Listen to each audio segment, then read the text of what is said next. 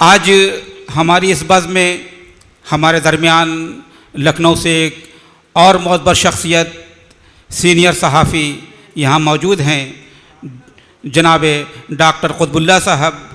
आप राष्ट्रीय सहारा उर्दू से मुंसलिक रहे हैं। जैसा कि मैंने पहले भी बताया कि राष्ट्रीय सहारा को अगर इन्हें बैकबोन कहा जाए तो गलत ना होगा।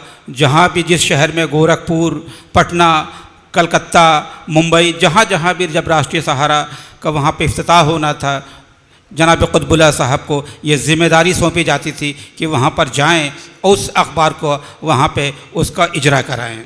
इसके अलावा आप अवामी सालार से भी मुंसलिक रहे हैं, अखबार मशरिक़ के भी आप एडिटर रहे हैं, और सबसे बड़ी बात ये कि सऊदी अरबिया से निकलने वाले अखबार आप वहाँ से इससे मुंसलिक भी रहे हैं और यूपी के ब्यूरो चीफ भी रहे हैं। इस अखबार की सिर्फ इशाअत पूरे दुनिया में तकरीबन 4 लाख से भी ज़्यादा है। हमें फ़ख्र है कि आज की इस महफ़िल में अपनी कीमती वक्त से निकाल करके हमारी एक छोटी सी दावत पर जनाब कुतुबुल्लाह साहब यहाँ तशरीफ़ लाए हैं। उन्होंने सहाफ़त का पहला का कहरा जो मैं समझ सकता हूँ, उन्होंने मुझे भी सिखाया है। मैं बड़े अदब व एहतराम के साथ इल्तिमास कर रहा हूँ जनाब कुतुबुल्लाह साहब से यहाँ पर आएँ और अपने गिरां क़द्र ख़यालात से हमारा नवाज़े। इस्तक़बाल किए ज़ोरदार तालियों से जनाब कुतुबुल्लाह साहब।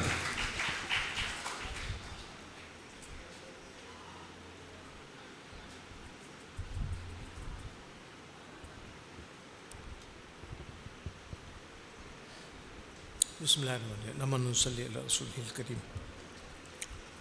सदर जलसा जनाब अब्बासी साहब और उर्दू की मारूफ शख्सियत और दीनी तालीमी कौंसिल के रूह रमा तो नहीं कहूँगा, लेकिन मौजूदा ज़माने में रूह रमा के जो असल वारिस है डॉक्टर मसूदुल हसन उस्मानी साहब, हमारे सहाफ़ी दोस्त भाई अकबर अली, और दीनी तालीमी कौंसिल तहरीक से मुंसलिक और आज भी बच्चों में दीनी तालीम की जो शमा जलाए हुए हैं मौलाना मुजीब बस्तवी साहब, और गोरखपुर शहर की ही नहीं बल्कि हिंदुस्तान की मुअज़्ज़िज़ ख़वातीन में बेहतरीन मुहक्किक डॉक्टर दरख्शां ताजवर साहिबा, आप सबको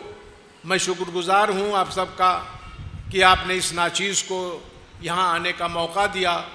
और हारिस ने साजिद मेमोरियल कमेटी के तहत जिस शमा को रोशन कर रखा है, और अपने वालिद साहब जनाब हामिद अली साहब मरहूम, अल्लाह ताला उन्हें गरीक़ रहमत करे, जब तक ज़िंदा रहे आखिरी सांस तक उर्दू ज़बान व अदब की खिदमत करते रहे, और एक पूरी नस्ल की उन्होंने आबियारी की है। हामिद अली साहब के सिलसिले में जलसा हो रहा है। हामिद अली साहब कोई मामूली शख्सियत नहीं थे, अगरचे वो खामोश, न सताइश की तमन्ना न सला की परवाह, इसके बावजूद बैठे हुए खामोशी के साथ वो पूरी एक नहीं 2-3 नस्लों को उन्होंने 2-3 नस्लों की रहनुमाई की और उन्हें आगे बढ़ने, इल्म व अदब के मैदान में एक नाम पैदा करने का मौका फराहम किया। हामिद अली एक दिन के नहीं तैयार में हुए थे। वो कहते हैं कि ये इल्म ऐसा इल्म है जो कसबी इल्म नहीं था उनके पास वहबी इल्म था जो अल्लाह ताला ने उनको अता किया था। ऐसा इल्म था उनके पास, और उस इल्म से उन्होंने सबको फ़ायदा पहुंचाया। जो भी उनके पास गया उससे वो मुस्तफ़ीद हुआ। मैं गोरखपुर शहर का ममनून हूँ। मैंने गोरखपुर में आकर जब राष्ट्रीय सहारा का इजरा किया यहाँ से, तो बहुत कुछ मुझे यहाँ सीखने का मौका मिला। आज भी मैं सहाफ़त का कोई उस्ताद नहीं हूँ, सहाफ़त का मैं आज भी तालिब इल्म हूँ और मैं बराबर सीख रहा हूँ। गोरखपुर में आने के बाद भी मुझे बहुत सीखने का मौका मिला। उनमें हामिद अली साहब राही कोठियावी साहब, इस तरह से बहुत से लोग हैं जिनसे मैं डॉक्टर अफगानुल्लाह खां को अगर मैं नाम ना लूँ तो बहुत बड़ी बेइंसाफ़ी होगी। मैं इन सब से सीखा, मैंने सबसे बहुत चीज़ें अख़ज़ की और इनसे हासिल किया। डॉक्टर दरख्शां ताजवर की किताब से, आज किताबें इनकी मैं पढ़ता हूँ, बहुत हासिल किया है मैंने, आज भी इस्तेफ़ादा करता हूँ। देखें आप लोगों ने इनकी किताबें पढ़ें और देखें और अपनी शहर की इस खातून शख्सियत को आप लोग कदर करें और उनसे कुछ सीखने का मौका करें। ख़वातीन की तादाद इस मजलिस में मैं कम देख रहा हूँ। गोरखपुर की ख़वातीन ने बड़े कारनामे अंजाम दिए हैं। ताज्जुब है कि इस मजलिस में इनकी तादाद इतनी कम है, तो इसकी शिकायत मैं किससे करूँगा? मैं हारिस से करूँगा या दरख्शां ताजवर साहबा से करूँगा कि ऐसा क्यों है? उन्होंने कहा कि मैं इल्म अदब की रोशनी के लिए तैयार हूँ, तो शुरू कीजिए। वो दिन का इंतज़ार नहीं करना है, किसी की मदद नहीं लेनी है। आप खुद अपने आप में एक अंजुमन हैं, आप बढ़िए, आप वक्त आपका इंतज़ार कर रहा है। आप ख़वातीन को, लड़कियों को आगे बढ़ाइए, उन्हें दिखाइए, रास्ता दिखाइए। आज वही इस कौम को संभाल सकती हैं, इल्म अदब की शमा को वही रोशन कर सकती हैं। हमारी कौम की बिगड़ी हुई हालत को हमारी ख़वातीन ही संभाल सकती हैं। उसकी मिसाल ज़माने हम जाए रसालत में तो अम्मा आयशा रज़ी अल्लाह ताला अन्हा ने जो कारनामा अंजाम किया, आयशा रज़ी अल्लाह ताला अन्हा ने जो कारनामा अंजाम किया, आपको उनका रास्ता अख्तियार करना होगा, उस पर चलना होगा। आज जब हामिद अली साहब की हम जब बात करते हैं तो उनके साथ उनकी लाइब्रेरी का जिक्र करते हैं, और इससे इनकार नहीं कि वो लाइब्रेरी और हामिद साहब लाजिम व मलज़ूम हैं। बहुत सी बातें उनकी किताबों के बारे में कही गई, उनके मैं शख्सियत के बारे में बताई गई। यकीन मानिए कि मैं भी उनमें से एक खुशनसीब हूँ कि उस लाइब्रेरी से मुझे इस्तेफ़ादा करने का मौका मिला, और मैं फ़ख्र के साथ कहता हूँ कि इसमें महबूब हारिस ने मेरी मदद की, और हामिद अली साहब ने, मेरे बुज़ुर्ग जिनके कदम कदम पे मैंने सीखा, उन्होंने भी मेरे लिए कुछ रहम किया और कुछ किताबें देखने का मौका दिया है। मैं शुक्रगुज़ार हूँ इस शहर का कि यहाँ से बहुत कुछ मैंने सीखा। इसके बाद मैं पटना गया, वहाँ से अखबार निकाला, कलकत्ता से निकाला, हैदराबाद से निकाला, मैंने कई अखबारों में काम किया।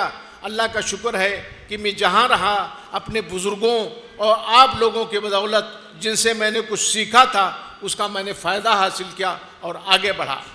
आज जब हामिद साहब का जिक्र हम करते हैं तो हामिद साहब का जिक्र आप इतनी आसानी से नहीं कर सकते हैं।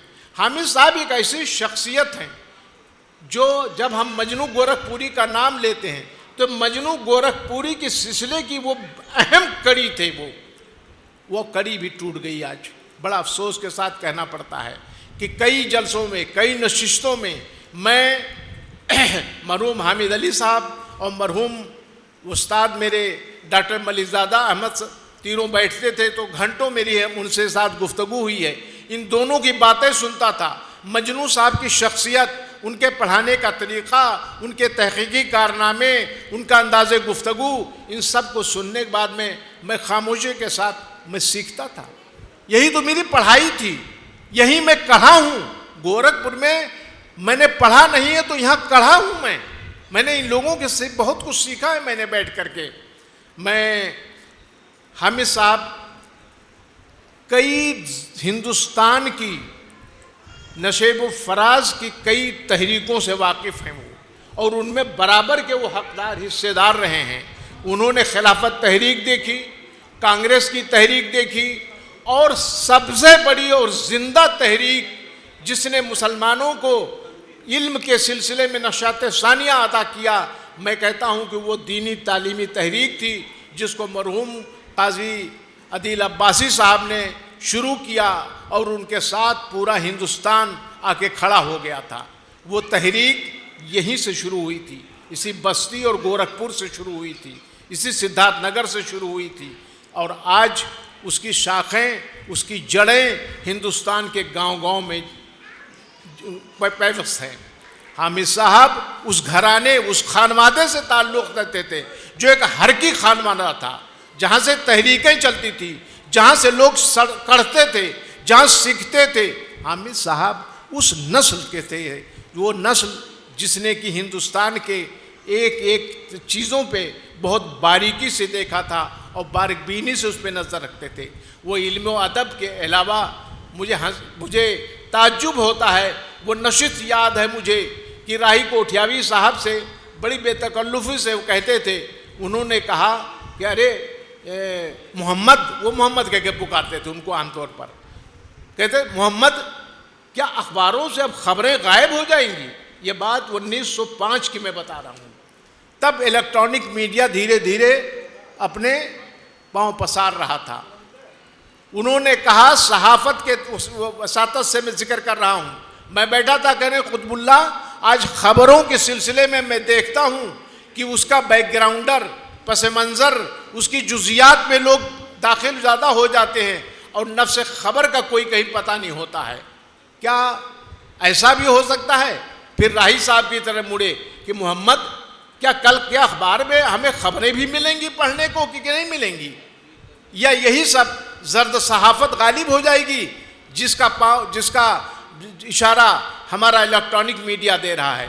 और आज दुनिया देख रही है कि हमारा इलेक्ट्रॉनिक मीडिया एक दो छोड़ करके बाकी सब के सब जर्द सहाफ़त के पैगंबर बन गए हैं,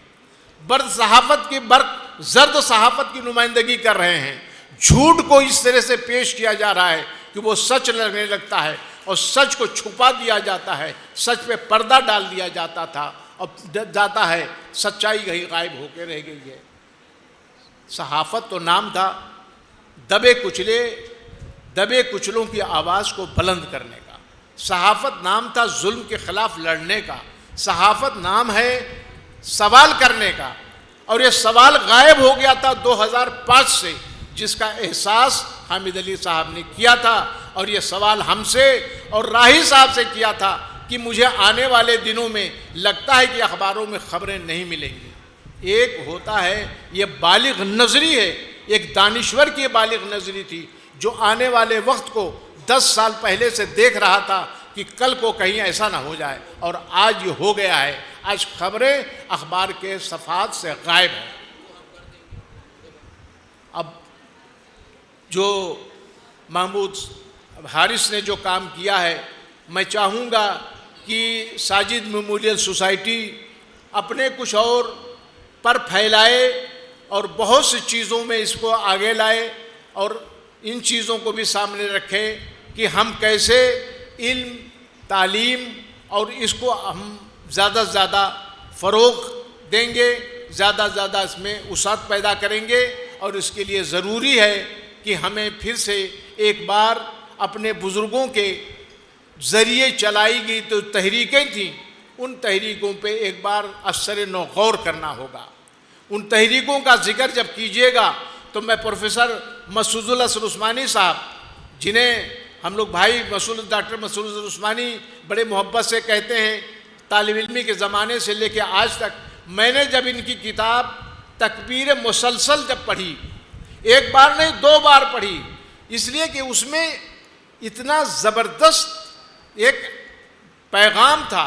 वो पैगाम जो सैयद ने अपने अहद में दिया था, वो पैगाम उसी को काज़ी दिल अब्बासी और उनके साथियों ने इस दौर में आके दिया, जिसकी तरफ इशारा अभी यहाँ किया गया कि किस तरह से उर्दू पे उस्ताद पड़ी थी आज़ादी के बाद। तो काजी साहब और उनकी तंजीम, उनकी तहरीक ने जिस तरह से मदरसे कायम किए थे, आज उन मदरसों के ऊपर फिर एक उस्ताद पढ़ने की ख़तरा पैदा हो गया है। इसके ऊपर सर जोड़कर बैठने की, गौर करने की ज़रूरत है। आज मुजीब बस्तवी साहब हमारे बीच मौजूद हैं, वो चाहे उनसे भी गुजारिश है कि टीम तैयार करें, फिर से उस तहरीक को खड़ा करें। नए सिरे से हमें ज़िंदा होने की ज़रूरत है, नए सिरे से उठने की ज़रूरत है। हमें तायब होने का बिल्कुल नहीं ख़तरा है, हमें उससे घबराना नहीं चाहिए, उससे परेशान होना नहीं चाहिए और उससे हमें आगे बढ़ना चाहिए। और एक बार फिर मैं अपनी बात ख़त्म करने से पहले मैं गुजारिश करूँगा कि जो अभी भाई अकबर अली ने इस्लामिया कॉलेज के बारे में बात कही है, मैं भी अखबार नवीस हूँ, अखबार नवीसी मेरा काम है। ख़बर लिखना, ख़बर लाना, ख़बर पढ़ना, ये सब हमारा पेशा है। हम देखते हैं दुनिया के गोरखपुर जैसे शहर, गोरखपुर के इतने बड़े आबादी वाले शहर में 4 यूनिवर्सिटियां हैं। क्या वजह है कि गोरखपुर में गोरखपुर इस्लामिया कॉलेज यूनिवर्सिटी क्यों नहीं बन सकती? इसको यूनिवर्सिटी बनाना है, यह अहद कीजिए आप लोग। और नौजवानों से मेरी गुजारिश है कि वही कर सकते हैं, ख़वातीन से गुजारिश है वो कर सकती हैं और वही तहरीक चलाएंगी, तब ये गोरखपुर डिग्री कॉलेज नहीं, अब आप तय कीजिए कि मुझे इसको यूनिवर्सिटी बनाना है। ये इस्लामिया कॉलेज ये हिंदुस्तान नहीं बल्कि दुनिया के बड़ी बड़ी यूनिवर्सिटियों में, बड़े बड़े एकेडमियों में, बड़े बड़े इदारों में इस इस्लामिया कॉलेज का प्रोडक्ट पहुंचा है और वहाँ उसने इल्म की शमा को रोशन किया है। एक बार फिर साजिद मेमोरियल सोसाइटी का मैं शुक्रगुजार हूँ कि उसने यहाँ पर हम लोगों को बोलने का, सर जोड़कर बैठकर सोचने का और कुछ आगे बढ़ने का मौका दिया है। और मेरी गुजारिश है कि इस पैगाम को यहीं तक नशिस्तन बर्खास्तन तक न रखें, बल्कि इसको अब एक तहरीक बनाकर, एक मुहिम छेड़ करके हम इसको आगे बढ़ाएं और इसको लेके चलें। और मुझे उम्मीद है कि हारिस जैसे नौजवान और बहुत से यहाँ पे हैं, फर्रुख हैं, हमारे और बहुत साथी हैं बैठे हैं जो इस काम को आगे बढ़ा सकते हैं। ख़वातीन से मुझे ज़्यादा उम्मीद है कि वो बढ़ाएंगी, वो ज़्यादा तहरीक चला सकती हैं। मुझे उम्मीद है कि इसमें आप लोग इस क्षमा को बुझने नहीं देंगे और तेज़ इसको शोले जवाला बना देंगे। बहुत बहुत शुक्रिया।